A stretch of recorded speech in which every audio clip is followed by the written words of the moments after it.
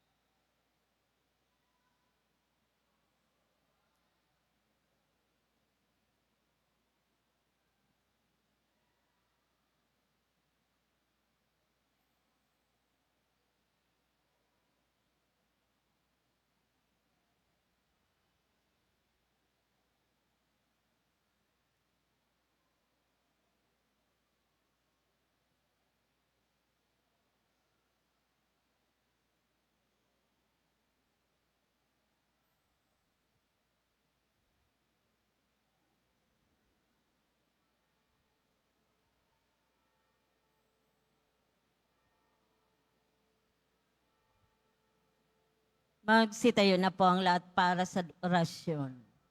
Sa ngalan ng Ama, at ng Anak, at ng Espiritu Santo, Amen. nagbalita ang anghel ng Panginoon kay Santa Maria. At siya'y naglihi, lalang ng Espiritu Santo. Aba, Ginoong Maria, napupuno ka ng grasya. Ang Panginoong Diyos ay sumasayo. Bukod kang pinagpala sa babaeng lahat, at pinagpala naman ang iyong anak na si Jesus. Santa Maria, Ina ng Diyos, ipanalangin mo kaming makasalanan, ngayon at kung kami mamamatay. Amen. Narito ang alipin ng Panginoon. Maganap nawa sa atin ayon sa wika mo. Aba, Ginoong Maria, napupuno ka ng grasya. Ang Panginoong Diyos ay sumasayo.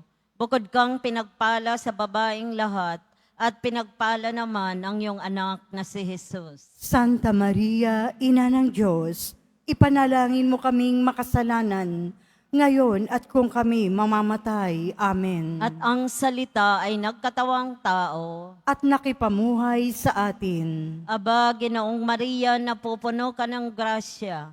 Ang Panginoong Diyos ay sumasayo. Bukod kang pinagpala sa babaeng lahat, at pinagpala naman ang iyong anak na si Jesus. Santa Maria, Ina ng Diyos, ipanalangin mo kaming makasalanan, ngayon at kung kami mamamatay. Amen. Panalangin mo kami, Santa Ina ng Diyos. Nang kami maging dapat makinabang sa mga pangako ni Kristo. Manalangin tayo. Panginoon naming Diyos, kasihan nawa ang aming kaluluwa ng iyong mahal na grasya at yayamang dahilan sa pagbabalita ng anghel ay nakilala namin ang pagkakatawan tao ni Jesucristong anak mo, pakundangan sa pagpapakasakit at pagkamatay niya sa krus, ay papakinabangin mo kami ng kanyang pagkabuhay na maguli sa kaluwalhatian sa langit. Alang-alang kay Jesucristong Panginoon namin. Amen. Luwalhati sa Ama, sa Anak, at sa Espiritu Santo. Kapara nung una, ngayon at kailanman at magpa sa walang hanggan. Siya nawa. Luwalhati sa Ama, sa Anak, at sa Espiritu Santo. Kapara nung una, ngayon at kailanman at magpa sa walang hanggan. Siya nawa. Luwalhati sa Ama, sa Anak, at sa Espiritu Santo. Kapara nung una, ngayon at kailanman at magpa sa walang hanggan. Siya nawa. Sa ngalan ng Ama at ng Anak at ng Espiritu Santo. Amen. Magsiupo muli.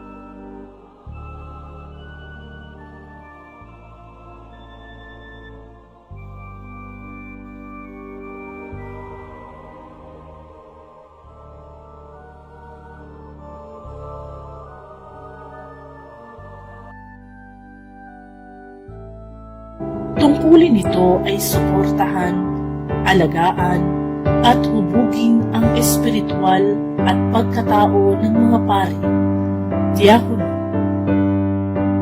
madre, at lahat ng taong natalaga. Ang Arkidiyocesis ng Maynila ay isa sa pinakamatanda at pinakamahalagang arkidiyocesis sa Pilipinas. Pinamumunuan ito ng Arsobispo ng Maynila at nagsisilbing sentro ng pananampalataya, pagsamba at paglilingkod ng simbahang Katolika sa nasasakupan nito, upang maisakatuparan ang misyon ng simbahan na magpahayag ng salita ng Diyos, magdiwang ng mga sakramento at maglingkod sa kapwa. Itinatag ang iba't ibang komisyon na tumutugon sa iba't ibang pangangailangan ng pamayanan. Sa loob ng 9 na araw ng ating nobena, ating makikilala ang 9 na pangunahing komisyon ng Arkidiyocesis ng Maynila, ang Commission on Public Affairs. Ang tungkulin nito ay maging tinig ng simbahan sa mga usaping panlipunan at pampolitika.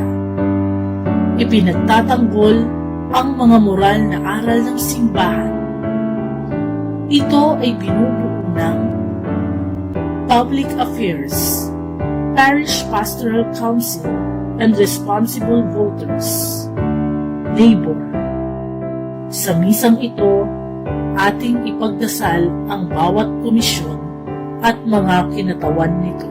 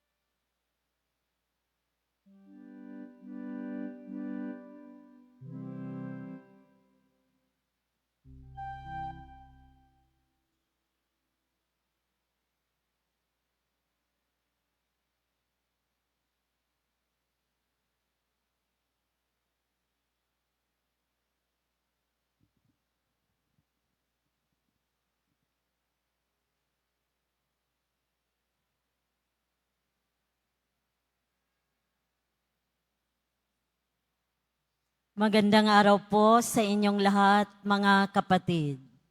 Tayo po ngayon ay nasa ika-6 na araw ng ating Novena Misa bilang paghahanda sa dakilang kapistahan ng kapakanakan ni San Juan Bautista, ang pangunahing patron ng ating simbahan. Ang mamumuno po sa ating banal na pagdiriwang ng misa ay si Reverendo Padre Jerome Ray Siciliano, Cluster Coordinator, Commission on Public Affairs, Rector, Archdiocesan Shrine of Mary, Queen of Peace, EDSA Shrine, Quezon City. Magsitayo na po ang lahat.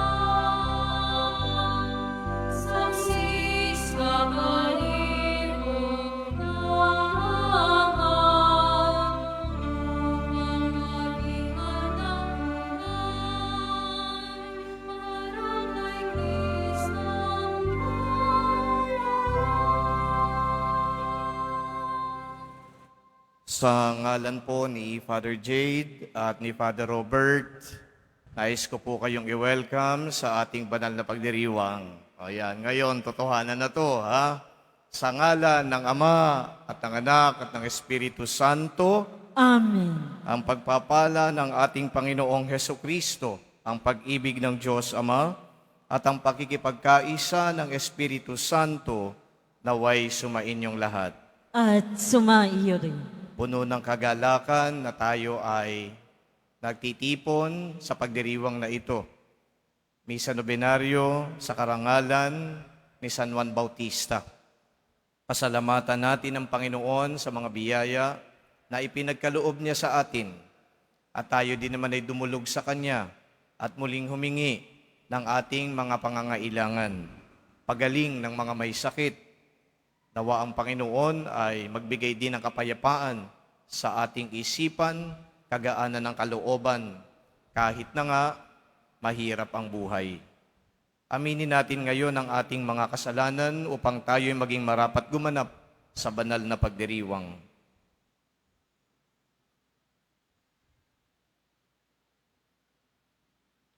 Panginoong Jesus, minamahal na anak ng Diyos, Panginoon, kaawaan mo kami. Panginoon, kaawaan mo kami. Kristo Jesus, ang Mesiyas ng Diyos sa Israel, Kristo, kaawaan mo kami. Kristo, kaawaan mo kami. Panginoong Jesus, ang korderong nag-aalis ng kasalanan ng sanlibutan, Panginoon, kaawaan mo kami. Panginoon, kaawaan mo kami. Kaawaan tayo ng makapangyarihang Diyos, patawarin tayo sa ating mga kasalanan at patnubayan tayo sa buhay na walang hanggan. Amen. Manalangin tayo. Ama naming makapangyarihan, itaguyod mo ang iyong angkan sa landas ng kaligtasan at sa pagsunod sa itinuro ni San Juan Bautistang nanguna sa daan. Marating nawang walang hadlang ang kanyang ipinangaral na Panginoon naming Heso Kristo, kasama ng Espiritu Santo, magpasawalang hanggan. Amen. Magsiupo muna ang lahat.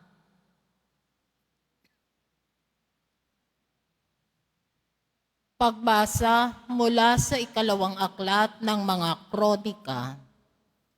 Pagkamatay ni Hoyada, ang mga pinuno ng Huda ay nagbigay galang sa hari at nagharap ng mga kahilingan. Pinagbigyan naman niya ang mga ito, kaya't itinakwil nila ang bahay ng Panginoon at ang Diyos na kanilang mga ninuno. Nagbalik sila sa paglilingkod sa mga asyeras at pagsamba sa mga Diyos-Diyosan.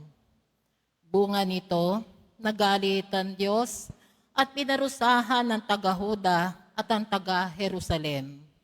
Ngunit nagsugo ang Panginoon ng mga propeta upang ang mga tao'y magbalik loob sa Kanya. Gayunmay, hindi sila nakinig. Dahil dito, ang Espiritu ng Diyos ay bumaba kay Zacarias na anak ng saserdoteng Joiada.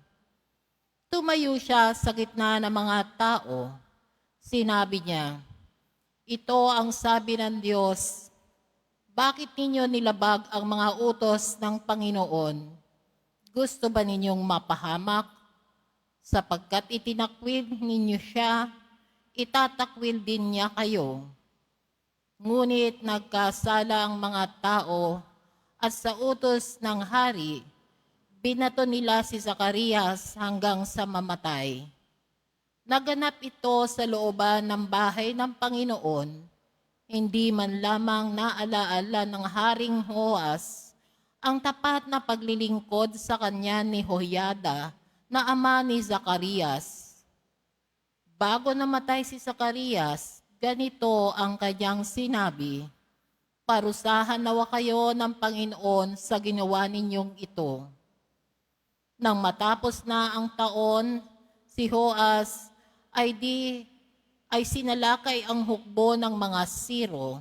Pinasok nila ang Huda at Jerusalem at pinatay ang mga pinuno ng hukbo. Lahat nang sinansan nila'y ipinadala sa hari ng Damasco. Maliit man ang hukbo ng mga Siro, ay matagumpay rin laban sa malaking hukbo ng Huda, sapagkat itinakwil nito ang Panginoon, ang Diyos ng kanilang mga ninuno. Sila ang nagparusa kay Joas dahil sa pagtasaksil nito. Iniwan ng mga Siro si Joas na may sugat na malubha. Ngunit pagkaalis nila, nagkaisa ang mga lingkod ng hari na ipaghiganti ang pagkamatay ni Sakarias. Kaya pinatay nila si Joas sa kanyang higaan. Inilibing nila ito sa lungsod ni David, ngunit hindi sa libingan ng mga hari. Ang salita ng Diyos. Salamat sa Diyos. Sa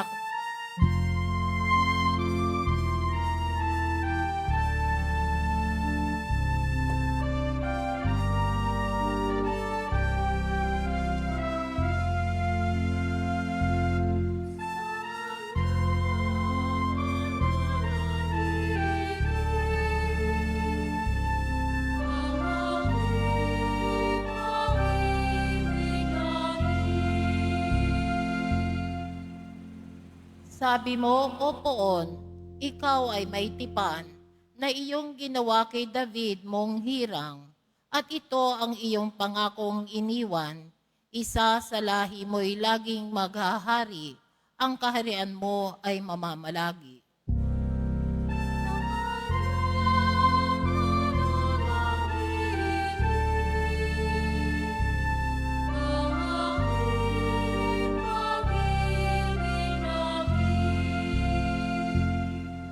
Ang aking pangako sa kanya'y iiral at mananatili sa kanya ang tipan. Laging maghahari ang isa niyang angkan, sintatag ng langit yaong kaharian.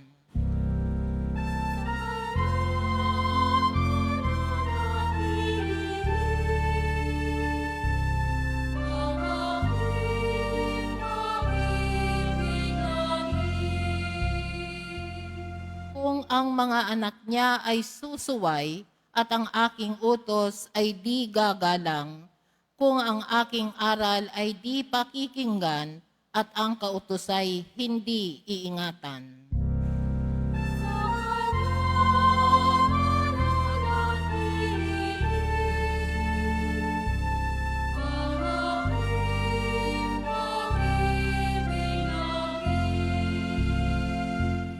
Kung gayon, darana sila ng parusa sa ginawa nilang mga kasamaan, sila'y hahampasin sa ginawang sala, ngunit ang tipan ko't pag-ibig kay David ay di magbabagot, hindi mapapatid.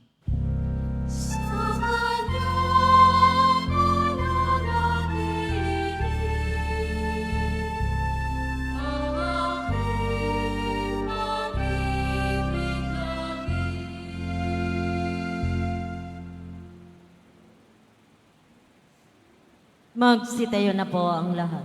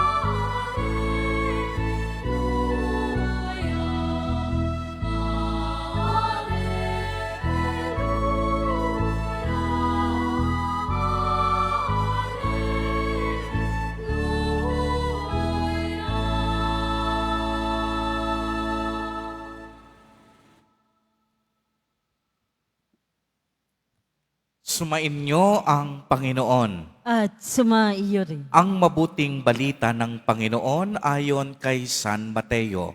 Papuri sa iyo, Panginoon.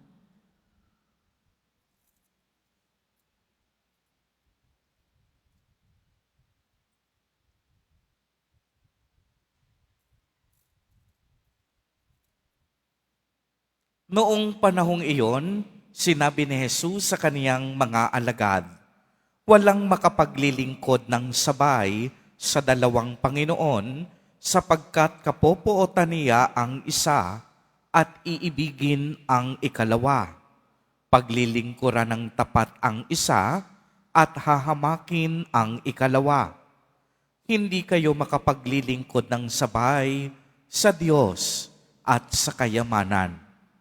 Kaya't sinasabi ko sa inyo, huwag kayong mabagabag tungkol sa pagkain at inumin na kailangan ninyo upang mabuhay o tungkol sa damit na kailangan ng inyong katawan. Hindi ba't ang buhay ay higit na mahalaga kaysa pagkain at ang katawan kaysa pananamit? Masdan ninyo ang mga ibon. Hindi sila naghahasik ni nag-aani o kaya'y nagtitipon sa banga. Gayunman, pinapakain sila ng inyong amang nasa langit. Hindi ba't higit kayong mahalaga kaysa sa mga ibon?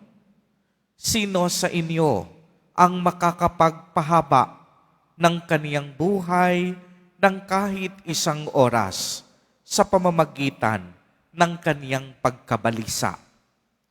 At bakit kayo nababagabag tungkol sa pananamit?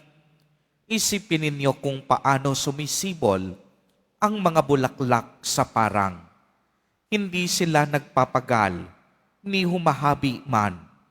Ngunit ito ang sasabihin ko sa inyo, maging si Solomon ay hindi nakapagsuot ng kasing ganda ng isa sa mga bulaklak na ito, bagamat napakaringal ang mga damit niya. Kung ang mga damo sa kabukiran, nabuhay ngayon at kinabukas ay iginagatong sa kalan, ay dinaramtan ng Diyos, kayo pa kaya? Kay liit ng inyong pananalig sa Kanya. Kaya huwag kayong mabalisa tungkol sa inyong kakanin, iinumin o daramtin, sapagkat ang mga bagay na ito ang kinahuhumalingan ng mga taong wala pang pananalig sa Diyos. Alam na inyong amang nasa langit ang kailangan ninyo ang lahat ng ito. Ngunit pag sumikapan ninyo ng higit sa lahat ang pagharian kayo ng Diyos at mamuhay ng ayon sa kaniyang kalooban at ipagkakaloob niya ang lahat ng kailangan ninyo. Kaya, huwag ninyong ikakabahala ang para sa araw ng bukas. Saka na ninyo harapin kapag ito'y dumating. Sapat na sa bawat araw ang kaniyang mga suliranin. Ang mabuting balita ng Panginoon. Pinupuri ka namin, Panginoong Hesukristo. Magsiupo mo na ang lahat.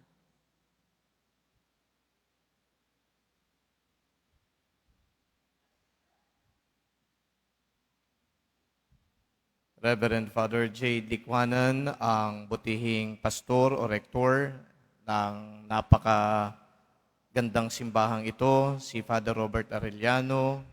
Dati ko po siyang estudyante nung siya ay seminarista pa sa San Carlos Seminary. At sa inyo po na mga kapwa ko mananampalataya, magandang hapon po sa inyong lahat. Kanina po, pagpasok ko ng sacristy, tinanong ako ni Father Jade at saka ni Father Robert kung ako daw po ba ay nakapag-adjust na dahil kagagaling ko lang po ng Europa. Mga mahigit pong isang buwan na ako ay naglagi sa Europa unang bahagi po ng aking paglalagi doon dahil sa pilgrimage. Umikot po kami sa 8 bansa sa bahagi po ng Europa, eastern part of Europe. And then second part ng aking pilgrimage ay para mag-attend naman ng European Conference ng mga miyembro ng Couples for Christ. Ginawa po ito sa Greece. At yung pangatlo naman na yugto ng aking pananatili doon ay para magliwaliw at mag-relax. Kasi yung dalawa, puro pa rin naman trabaho at pagmimisyon. Kaya kailangan mag-relax. Nung ako naman po ay nakabalik na dito, di naman kinakailangan ng masusing adjustment. Kasi nga, raring to come back ako dahil matagal-tagal nga na nawala. Yung nga lang, nung ando doon po ako, meron akong mga naobserbahan sa mga lugar na aking pinuntahan.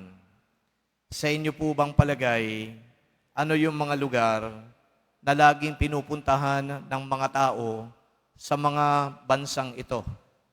Napunta po ako sa beach. Napunta po ako sa Santorini, sa Greece. Naligo po ako sa dagat, swimming pool. Pero alam niyo ho ba, hindi po ito yung pinupuntahan lagi ng mga tao. Yung beach. Napunta rin po ako ng mga mall, pero hindi po katulad dito sa Pilipinas na talagang dinudumog ng tao ang mga mall. Napunta rin po ako ng mga bundok. At yung mga bundok na yon, ando doon po yung mga monasteryo. Galing po ako ng Greece sa Athens, Meteora. Ando doon ang mga naglalakihang monasteryo. Nasa bundok po ito, batong bundok, at magtataka ka kung bakit nakalagay po doon, naitayo doon yung mga monasteryong ito. Meron din pong mga tao, pero dahil mahirap nga na panikin, hindi po ganun kadami yung tao. Alam niyo po ba kung nasaan yung maraming tao? Sa mga simbahan. Sabi nila, sa Europa at saka Amerika, kokonti na yung mga nagsisimba. Maaring kokonti yung nagsisimba, pero hindi po maitatatwa na ang daming nagpupunta sa mga simbahan. Na-impress po ako sa dami ng mga tao na nagpupunta sa simbahan. Hindi ko naman po pwedeng sabihin na nagpupunta sila doon para lamang kumuha ng picture, ma-curious sa nagagandahan na mga artworks. Nakikita ko din naman, nagdadasal sila. At karamihan po na nakikita ko na nagdadasal sa mga simbahang ito ay hindi po mga Pilipino, hindi po mga Asian. Ito po ay mga European. Nagpunta po ako sa Germany, hindi po ito madalas na binibisita sa mga pilgrimage. Ang pangalan po ng lugar ay Altötting. Ito ay ilang hektarya po na lupain. Sa gitna ho ng lupain na yan, merong isang maliit na kapilya dedicated to the Blessed Mother. At sa palibot ng kapilya, meron pa hong 6 na simbahan, mga basilika. Ang dami hong nagpupunta, ang daming nagpipilgrimage. Sa kanilang pagpipilgrimage, nagpapasampa ng krus sa parang ang poong Nazareno nagpapasa ng krus, pero karamihan sa kanila mga European. Nagpunta ho ako ng Belgium. It was the Solemnity of Pentecost. Nagkaroon muna ng prosesyon. Pagkatapos ng prosesyon, nagkaroon ng pagdiriwang ng misa sa gilid ng basilika. Ang namuno sa pagdiriwang ng Eucharistia, isang Pilipinong papal nuncio, Archbishop Bernardito Auza. At pagkatapos ng misa, dinagsa po nila yung tinatawag nilang sacred relic. Ano yung sacred relic? Ito yung patak ng dugo ng ating Panginoong Jesucristo na inilagay po nila sa isang sisidlan. Pinipilahan ng mga tao. Ang nakapila, 3 lang po kaming Pilipino. Puro mga European. And what am I trying to drive at right now? Ang mga tao nagdadasal. Ang mga tao lumalapit sa Diyos. Ang mga tao batid nila na merong hangganan ng kanilang magagawa at hindi nila makukuha ano man ang gustuhin nila, batay lamang sa kanilang sariling kakayahan. Ngunit sa kanilang pagdarasal, kinikilala nila ang Diyos maibibigay sa kanila ang kanilang pangangailangan. Yan ang mensahe ng ating banal na ebanghelyo ngayon. Ang Diyos, kapag sinud mo ang kanyang kalooban, hindi mo kinakailangan mabalisa kung hindi mo man nakukuha ang mga gusto mo sa buhay. Hindi mo nakukuha ang gusto mong pagkain, hindi mo nakukuha ang gusto mong mga damit. Pero sabi sa banal na ebanghelyo, huwag kang mabahala, huwag kang mabalisa, God will provide for you. Yes, not all of us can buy clothing. Yes, not all of us can buy food, the food and clothing that we want. But according to the gospel, don't stress yourself into thinking that all is lost because you cannot buy food, you cannot buy the clothes that you want, because God will provide. When we come to the church, we have that realization that God indeed is a God who does not renege on His promise to feed His children, to provide for His children. Kaya ngayong nakabalik ako dito sa Pilipinas at nakita ko ang napakaraming mga tao dito sa Quiapo, it is the same sentiment that I feel. Kayo ho ay nagdadasal at sa inyong pagdarasal, inaamin ninyo na hindi lahat makukuha ninyo. Maaaring kayo ay magaling, maaaring kayo may trabaho, maaaring kayo may kakayanan, pero ang galing, ang trabaho, kakayanan, may hangganan, hindi lahat mapapasa inyo. But wait when God provides. Wait when God gives you what you need. Wait when God exercises His compassion and generosity so that all of you may not be deprived. That is what I am seeing now. Hindi lang pala mga Pilipino ang naghahangad, nakikiusap, pati mga Europeans, naghahangad, nakikiusap. Kanino sila nakikiusap? Kanino sila dumudulog? Katulad din natin mga Pilipino sa Diyos. Maybe many of them do not anymore talk to God. Maybe many of them don't even have a religion. But at least, for the many people that I've seen and watched and observed during that time that I was there, I am very sure they are asking God for something. And they do believe that God will provide for them. Ang Quiapo, isa sa mga simbahang dinadagsa ng napakaraming deboto, napakaraming mananampalataya. Nagbibigay ng inspirasyon sa mga iba pa na maaring nakalimot na sa Diyos. Ang pagpunta ninyo dito, ang inyong mga pagbabahagi ng inyong karanasan, na ang Diyos sumasagot sa inyong mga panalangin sa bawat panahon na kayo ay narito at nakikipag-usap sa Kanya. You attract people. You inspire people. Come to this church. But go beyond this church, but come to God. Come to God. Hindi lang sa simbahan, kundi tayo ay lumapit sa Diyos, because it is the Lord who provides. It is the Lord who is compassionate. It is the Lord who gives what we truly need. Sabi pa sa banal na ebanghelyo, yung mga ibon, mas mahalaga pa tayo na mga tao kaysa sa ibon. But look at how God provides for these birds. Tayo pa kaya ng mga tao ang hindi niya bibigyan? Tayo pa kaya ng mga tao ang kanyang pababayaan? No. God will not do that. And so here, we do not only solidify our belief that God indeed provides, but here, you also try to inspire people, come, approach God. And that is, I think, very important. And not that we celebrate, or that we are going to celebrate the feast of John the Baptizer, yan din ang paanyaya ni Juan Bautista. Ang mga tao na nakikinig sa Kanya, lumapit kayo sa Diyos, tanggapin ninyo ang Diyos, kayo na mga naririto sa simbahang ito, katulad ni Juan Bautista, hikayatin natin na mas marami pa. Lumapit tayo sa Diyos. Puntahan natin ang Diyos. Kausapin natin ang Diyos. Makiusap tayo sa Diyos. Tanggapin natin ang Diyos. Mahalin natin ang Diyos. That is, I think, one of the best messages that we can give others. That we can tell others. It was a good experience to see people in Europe approaching God, praying to God. But it is equally best to see you all coming here, praying to God, talking to God, approaching God, and perhaps loving God. Ito ang kailangan natin ngayon, ang dumulog sa Diyos.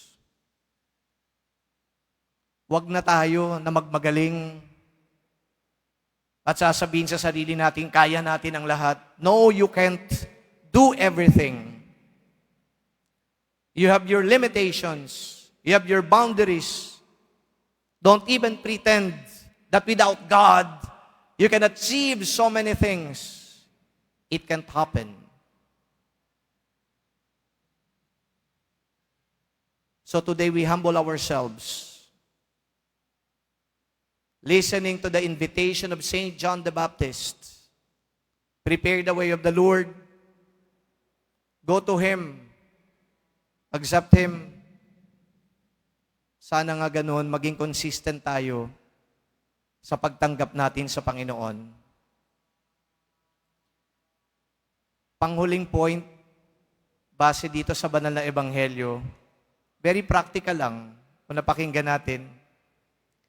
Sino sa inyo ang magdadagdag ng oras sa buhay ninyo kung gugugulin ninyo ang buhay na yan sa pag-aalala sa napakaraming bagay? To simplify it, if you're always stressed because you think of so many things that you cannot get, then you are not adding days or years to your life. You shorten your life. Kaya yung simpleng mensahe nung linya na yon, just relax. Calm down. Just relax. Because you have a God watching over you, ready to provide for you. And I guess, brothers and sisters, that is one of the most compelling reasons for going to God and embracing God. Relax. Dahil meron kang Diyos na tutulong sa'yo at hindi ka pababayaan. Advance Happy Fiesta po sa inyong lahat. Amen.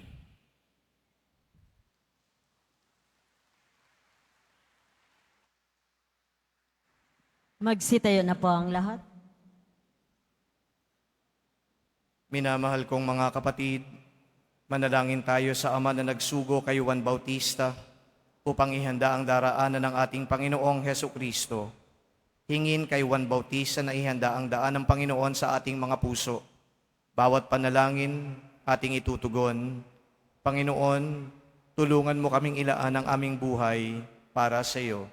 Panginoon, tulungan mo kaming ilaan ang aming buhay para sa iyo. Para sa Santo Papa, mga obispo at mga pari, taglayin nawa nila ang tapang at sigasig tulad ng kay San Juan Bautista na nagsalita laban sa kasalanan at nangaral ukol sa pagdating ni Kristo. Manalangin tayo. Panginoon, tulungan mo kaming ilaan ang aming buhay para sa iyo. Para sa mga pinuno sa pamahalaan, ingatan nawa nila at gamitin ang kapangyarihan sa kabutihan dahil ito'y ipinagkatiwala lamang sa kanila ng Diyos at ng taong bayan. Manalangin tayo. Panginoon, tulungan mo kaming ilaan ang aming buhay para sa iyo. Para sa mga mamamayang naghihikahos at nawawalan ng pag-asa, lingapin nawa sila ng Panginoon sa tulong ng mga taong magmamalasakit at lumimot sa sarili. Manalangin tayo. Panginoon, tulungan mo kaming ilaan ang aming buhay para sa iyo. Para sa mga may sakit, sa mga nag-aalaga at nagbabantay sa kanila, makita nawa nila ang mahiwagang kamay ng Diyos na nagtuturo sa atin kung paano maging matiyaga at mapagtiis. Manalangin tayo. Panginoon, tulungan mo kaming ilaan ang aming buhay para sa iyo. Para sa mga kabataan, maging masipag nawa sila sa pag-aaral at maging malikhain at ialay ang kanilang tagumpay sa kaluwalhatian ng Diyos. Manalangin tayo. Panginoon, tulungan mo kaming ilaan ang aming buhay para sa iyo. Ama naming makapangyarihan, dinggin mo ang aming mga panalangin at ituloy mong magpatuloy kaming sumunod sa kalooban mo at ipangaral ka sa lahat ng oras. Hinihiling namin ito alang-alang kay Kristo ang aming Panginoon. Amen. Magsiupo mo.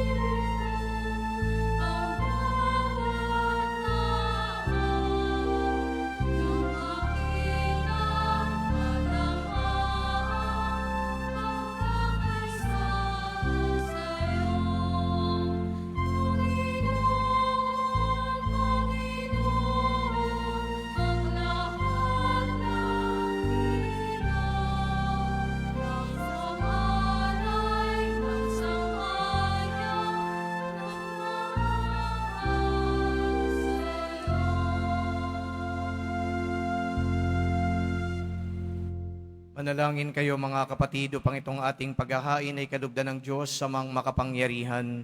Tanggapin nawa ng Panginoon itong paghahain sa iyong mga kamay, sa kapurihan niya at karangalan sa ating kapakinabangan at sa buong sambayanan niyang banal. Ama naming lumikha, tunghayan mo ang mga alay ng iyong sambayanan sa pagdiriwang ng dakilang kapistahan ni San Juan Bautista upang aming mapangatawanan sa aming ginagawang paglilingkod ang ginaganap namin ngayong paghahandog sa pamamagitan ni Jesucristo kasama ng Espiritu Santo magpasawalang hanggan. Amen. Sumainyo ang Panginoon. At sumaiyo Itaas sa rin. Diyos ang inyong puso at diwa. Itinaas na namin sa Panginoon. Pasalamatan natin ang Panginoong ating Diyos. Marapat na siya ay Ama pasalamatan. naming makapangyarihan, tunay nga marapat na ikaw ay aming pasalamatan sa pamamagitan ni Jesucristo na aming Panginoon.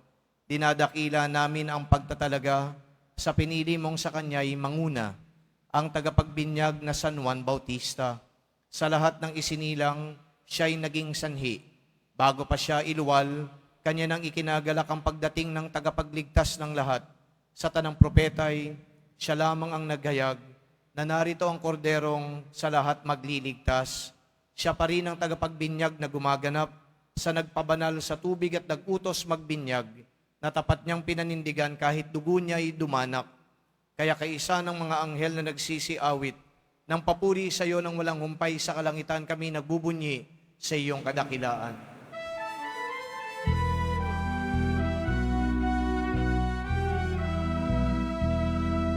Santo, Santo, Santo, Panginoong Diyos ng mga hukbo,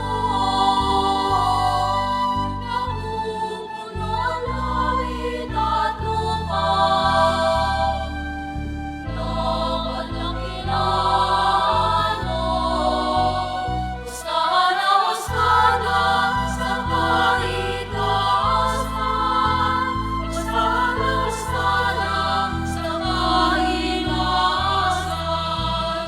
Pinaggalang ang nakaririto sa ngalan ng Panginoon. Husana, husana, sa kaitaasan. Husana, husana, sa kaitaasan. Husana, husana, sa kaitaasan. Husana, husana, sa kaitaasan. Magsiluhod po ang lahat. Ama naming banal, ikaw ang bukal ng tanang kabanalan, kaya't sa pamamagitan ng iyong Espiritu gawin mong banal ng mga kaloob na ito, upang para sa amin maging katawan at dugo ng aming Panginoong Hesukristo. Bago niya pinagtiis ang kusang loob na maging handog, hinawakan niya ang tinapay, pinasalamatan kanya, pinaghati-hati niya iyon, iniabot sa kanyang mga alagad at sinabi, "Tanggapin ninyong lahat ito at kanin. Ito ang aking katawan na ihahandog para sa inyo."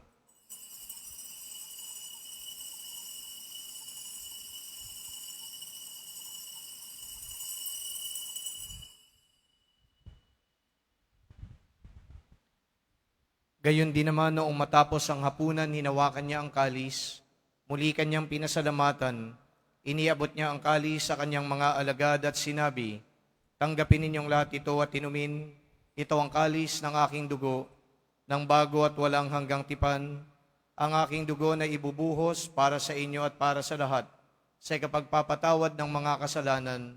Gawin ninyo ito sa pag-alala sa akin."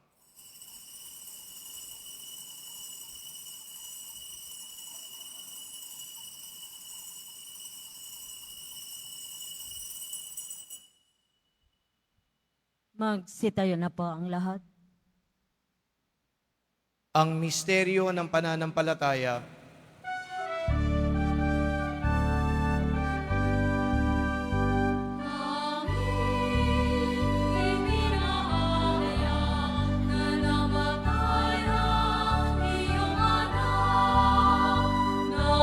Nabuhay bilang Mesiyas,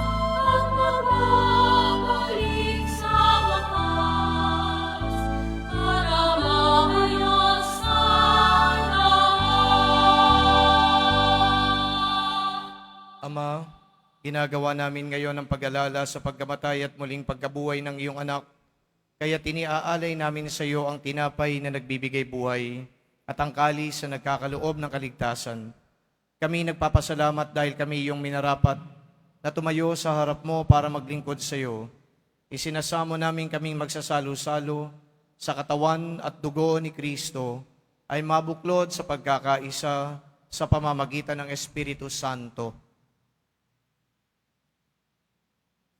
Ama, lingapin mo ang iyong simbahang laganap sa buong daigdig. Puspusin mo kami sa pag-ibig, kaisa ni Leon na aming Santo Papa, at ni Jose na aming Arsobispo, at ng Tanang Kaparian. Alalahanin mo rin ang mga kapatid naming nahimlay nang may pag-asang sila'y muling mabubuhay. Gayon din ang lahat ng mga pumanaw.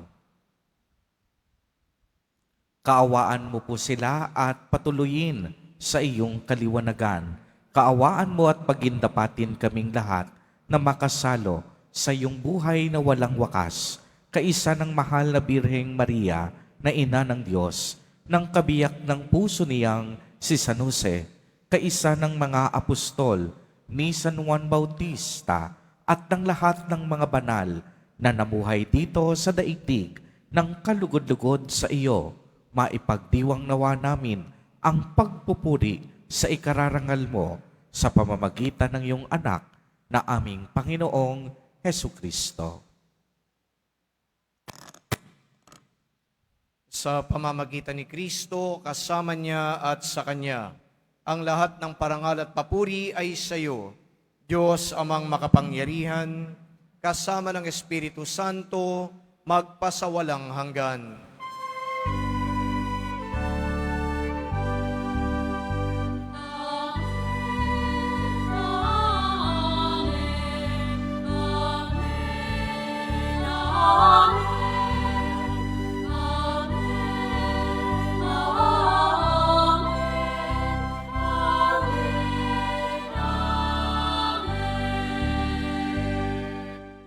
Bilang isang pamayan ng pinagbuklod ng pananampalataya sa isang Diyos, manalangin tayo ng panalangin itinuro ng ating Panginoong Hesukristo.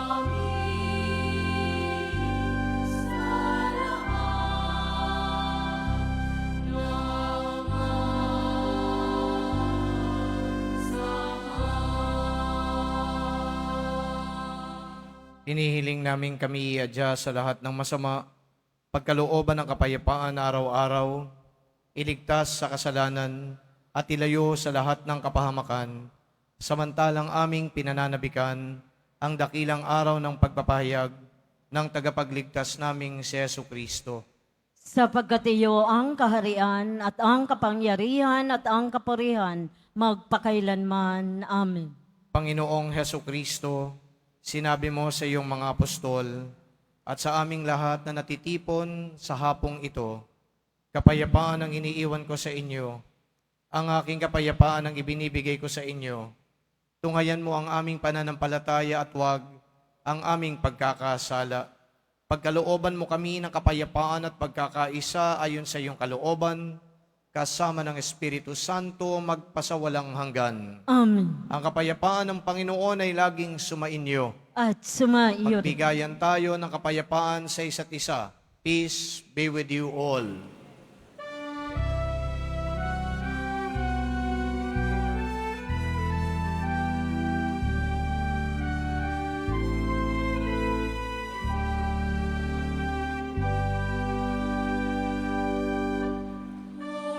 Cordero ng Diyos, na nag-aalis ng mga kasalanan ng sanlibutan,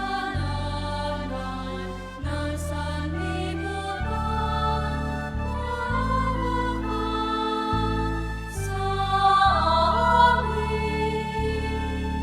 Cordero ng Diyos, na nag-aalis ng mga kasalanan ng sanlibutan, hawakan sa amin.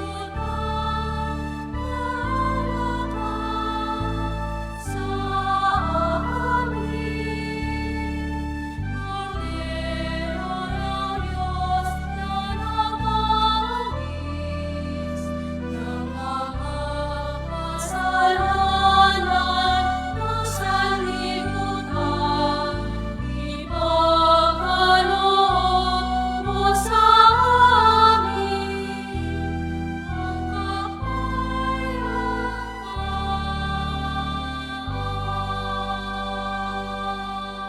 Siluhod po ang lahat.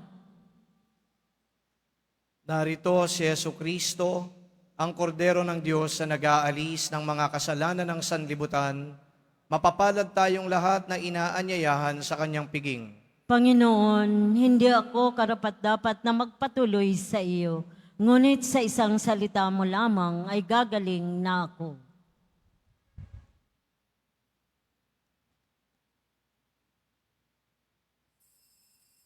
Para sa lahat ng tatanggap ng banal na komunyon, sasagot po tayo ng amin pagkasabi ng pari o lay minister ng katawan ni Kristo at isubo agad sa bibig bago umalis sa harapan ng pari o lay minister. Sumunod po tayo.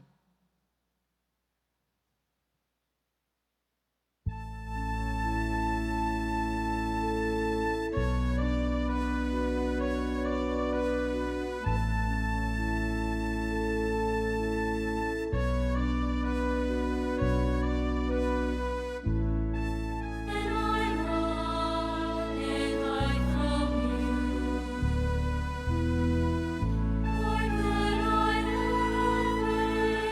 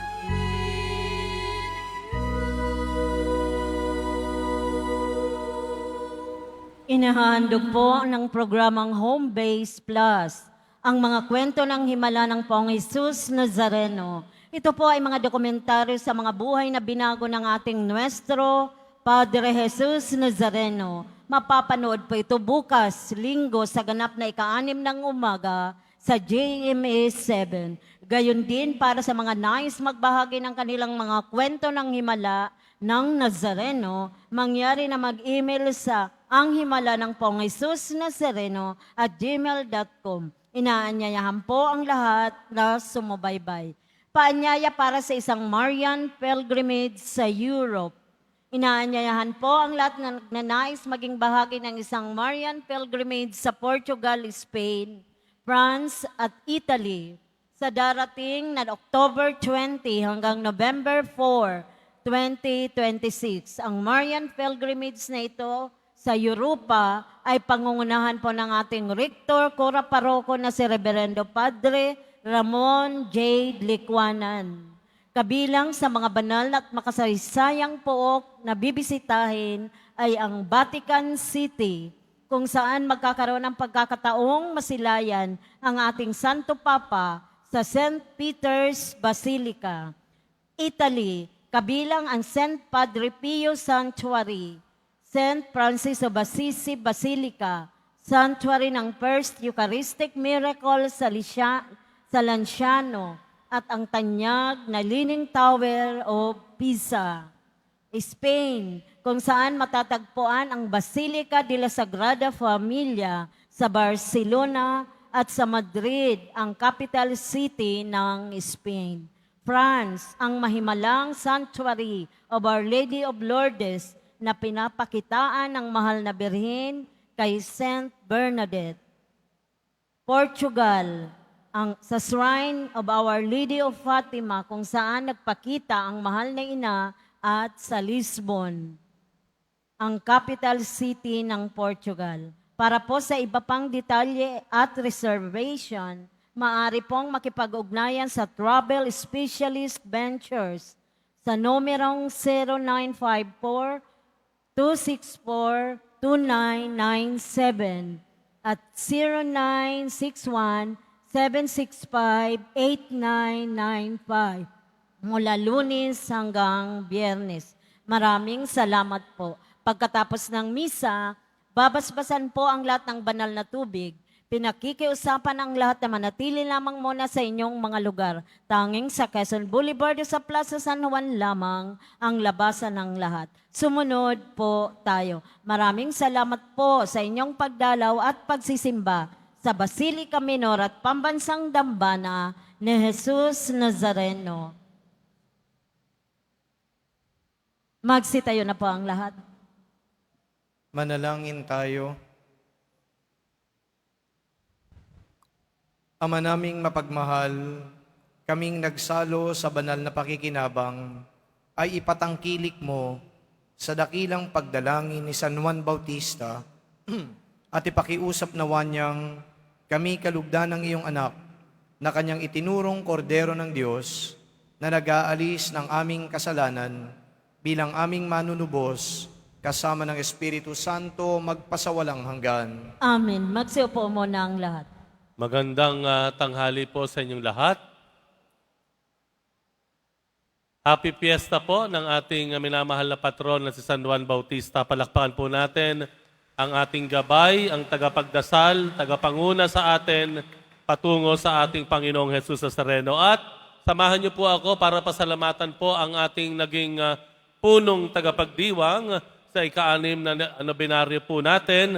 Siya po ang sa CBCP po, siya po ang Executive Secretary po ng Permanent Committee on Public Affairs ng Catholic Bishops' Conference of the Philippines. Siya rin po ay radio anchor at news consultant po ng Radio Veritas. At siya po ang rektor, rektor po ng National, hindi na po pala Archdiocesan, but National Shrine of Mary, Queen of Peace, o mas kilala po nating EDSA Shrine. At ang cluster coordinator po ng Archdiocese of Manila Commission on Public Affairs, Ang Commission on Public Affairs, ang nasasakupan po niyang mga commission ay ang ating ang PPCRV, Labor, at ang Public Affairs ng Archdiocese of Manila. Pasalamatan po natin, Father Jerome Ceciliano. Father Jerome, maraming salamat po. Thank you po. Ayan. At ganun din naman po ay ating pinasasalamatan ang ating mga offerers sa misang ito. Ang Barangay 391, Zone 40. Nandito po ang ating Chairman Cecilio Mateo at ang kanyang konseho, ang mga kagawad po. Chairman, nasa sikap. Maraming salamat po sa inyo. At ganun din naman po ang ating mga ministries and organizations na nag-offer. Ang HDN, Anpon at ang Balangay. Andyan po ang Lady Servants of the Black Nazarene, ang HDN Bukluran, ang Balangay Bukluran at ang Lingkod Kababaihan ng Poong Jesus Nazareno. Palakpakan po natin sila. Maraming salamat po. At ang mga liturgical ministries po natin, maraming salamat po sa choir and everyone po. Nandiyan sila sa lahat. Laging naririto para po bigyan tayo ng magandang pagsamba o pagdarasal ng banal na misa. At bukas po ay abangan po natin, naway naririto pa rin po tayo, sa ikapito. Ayan, ikapito na po na misang nobenaryo. Ang ating magiging punong tagapagdiwang naku, malayo pa po ang pinanggalingan nito. Siguraduhin niyo po naririto tayo para makasama po siya. Ang ating magiging punong tagapagdiwang sa ikapitong araw ng misang nobenaryo ay si Reverend Father Ramon Jade Likwanan? Pagkita-kita po tayo bukas. Maraming salamat po. Tumayo po tayo lahat. Magsitayo na po. Salamat sa paanyaya, Father Jade. At of course, Father Robert, maraming salamat din sa pakikiisa sa misang ito. Sumainyo ang Panginoon. At sumaiyo. Yumuko kayo habang iginagawad ang pagbabasbas. Pagpalainawa kayo ng Diyos na nagkaloob ng kadakilaan at kaligayahan kay San Juan Bautista, ngayon at magpasawalang hanggan. Amen. Ipanalangin nawa kayo ni San Juan Bautista at akitin kayong maglingkod sa Diyos at kapwa. Amen. Samahan nawa kayo ni San Juan Bautista hanggang sa maligayang tahanan ng Diyos Ama. Amen. At naway pagpalain kayong lahat ng makapangyarihan at mapagmahal na Diyos, Ama, Anak at Espiritu Santo. Amen. Tapos na ang ating banal na pagdiriwang, humayo kayong taglay ang kapayapaan ni Kristo. Salamat sa Diyos.